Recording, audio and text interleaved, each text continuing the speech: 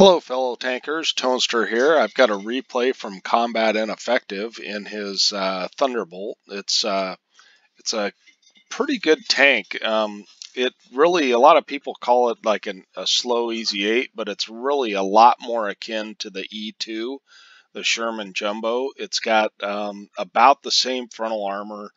You can get up to, if you angle it about like that, you can get like 160 effective armor. There is a weak point here, this cupola, or this machine gun port.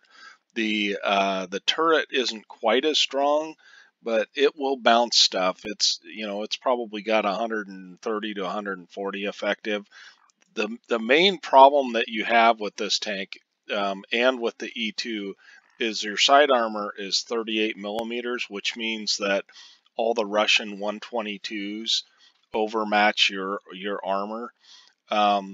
Which one nice thing about it, it's got an extra small plate of armor here that will bounce those shots because it's added on armor basically.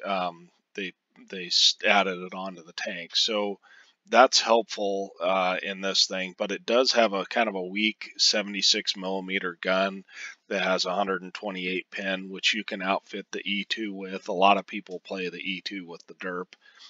I actually 3-marked the E2 with the 76, and that's why you see he has a fair amount of premium ammo.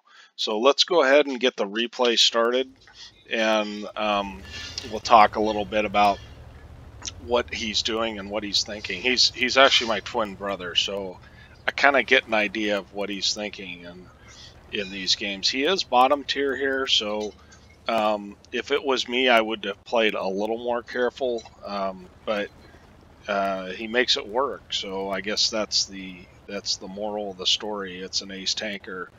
So as you can see, the mobility is not very good. The mobility, he's going 23 to 25 uphill, and it looks like most of his team is coming the same direction, which is actually quite good because the one line is not very useful in most cases.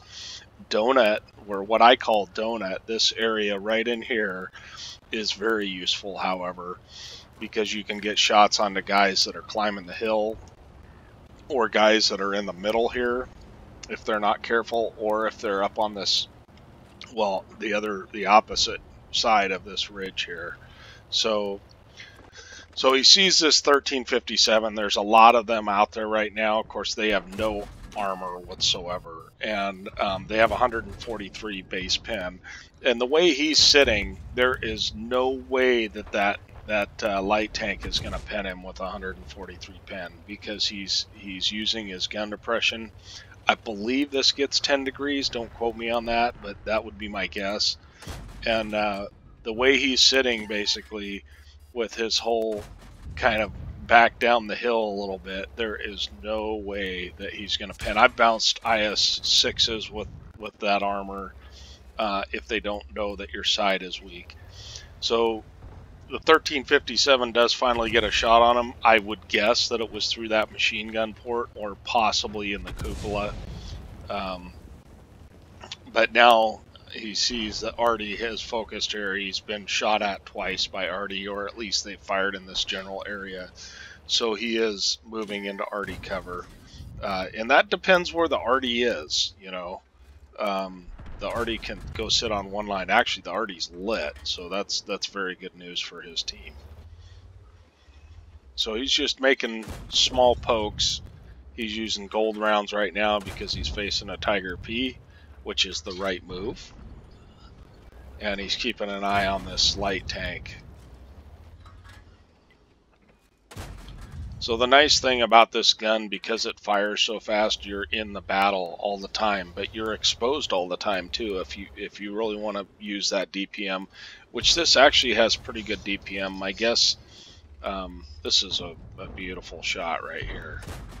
This Panther M10 is actually, he didn't kill him. Guess he got lit on fire, but anyway,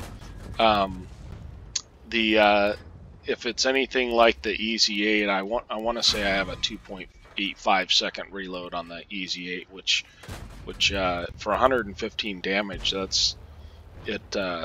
that's 2,100 damage a minute. So he's probably in that same realm. So he does have good DPM, but it's a matter of penetrating your shots and the exposure.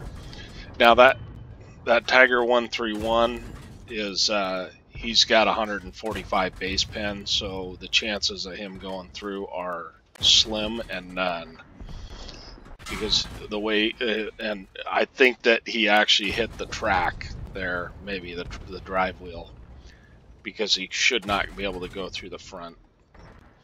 So that guy's dispatched with. It's first kill, and he's just taking some blind shots at the Jackson, which is also a very good tier 6.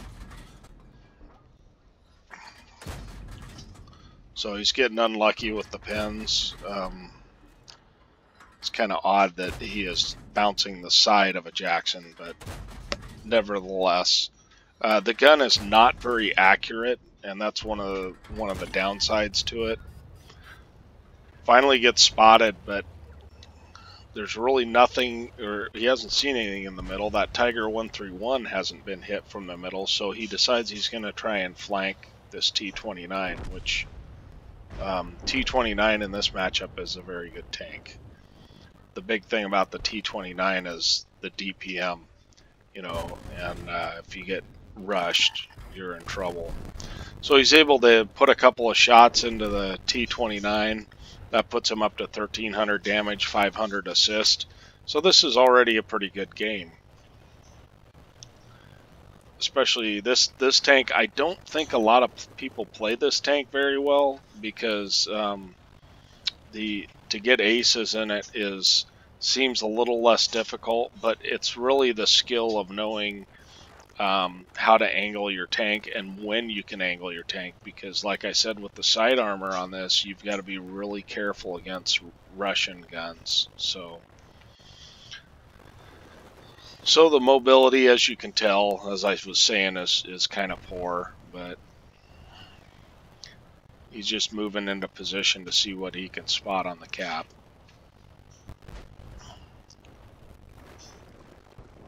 Oh, he spies an easy 8 there, and is able to thread a shot in. That's a kind of a lucky shot in that tank, quite honestly. And I think he probably should have gone for the arty, but the arty did just fire, so either way, this is free damage here. And that's the end of the replay. He did 1,700 damage. Looks like 800 assist. We'll see if any of those blind shots hit. We'll be right back in the after action report. Here we are at the after action report, and as you see, Combat got an ace tanker here. He also got his first mark of excellence on the tank, which is pretty cool. Did a lot of damage to a lot of different guys. Looks like he hit that Jackson once, and that might have been a blind shot there. We'll have to see in the post-game stats here. He did a little bit of critical damage, not too much, but in a tier 8 game, to do 1,900 damage, 4 kills, that's an excellent result for a tier 6 tank with kind of a poor gun. 1,337 base XP as well, so great job there. And you'll see this tank is not a great money maker, because you do have to fire a lot of gold, and especially in a tier 8 game, you have to fire a lot of gold.